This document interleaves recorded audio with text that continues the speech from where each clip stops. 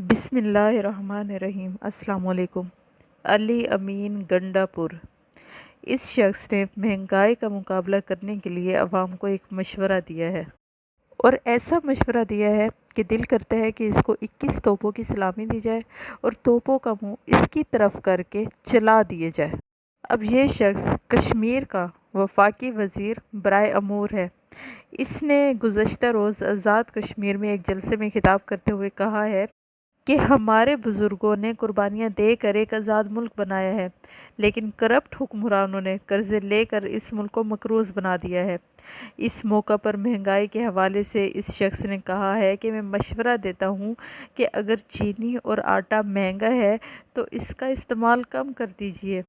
علی امین گنڈاوا کا کہنا ہے کہ اگر آپ چائے میں چینی کے 100 دانے ڈالتے ہیں تو اس 100 دانے میں سے 9 دانے آپ کم کر دیں تو آپ کی چائے میٹھی رہے گی، اس میں کوئی کمی نہیں آئے گی۔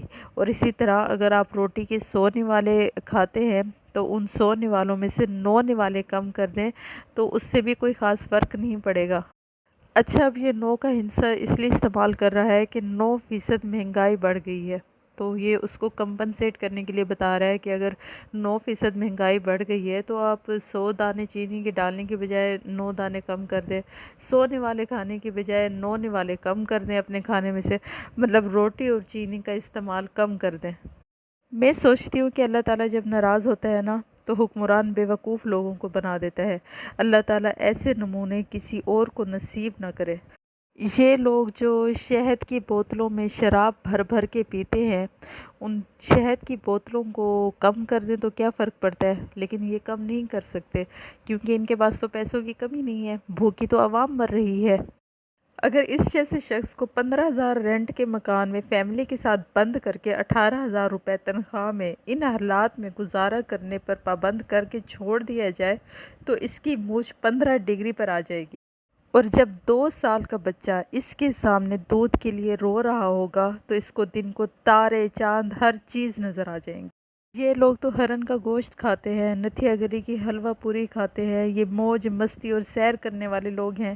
ان لوگوں کو کیا پتہ کہ 18 سے 20,000 روپے تنخواہ لینے والا زندگی کیسے گزار رہا ہے۔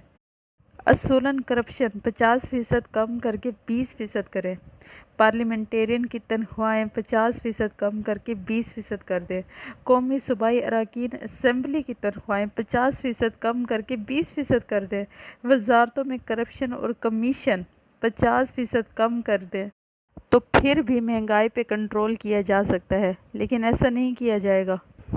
میں آپ کو بتاؤں، اگر آپ فرانس کی تاریخ پڑھیں تو آپ کو معلوم ہوگا کہ فرانس میں ایسے ہی حکمران تھے جو کہتے تھے کہ اگر آٹا نہیں ہے گھر میں تو ڈبل روٹی کھا لو۔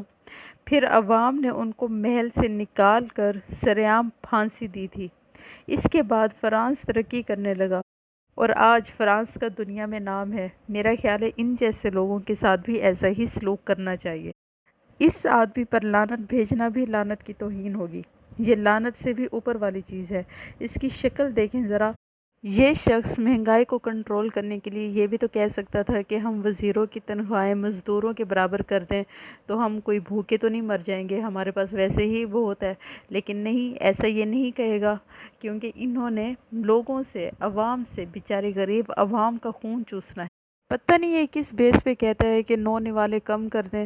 ایک غریب آدمی تو آلریڈی 9 نوالے کم ہی کھاتا ہے۔ 9 نوالے کیا، وہ بھوک ہی اس کی مشکل سے اترتی ہے، اتنا اس کے پاس کھانا ہوتا ہے۔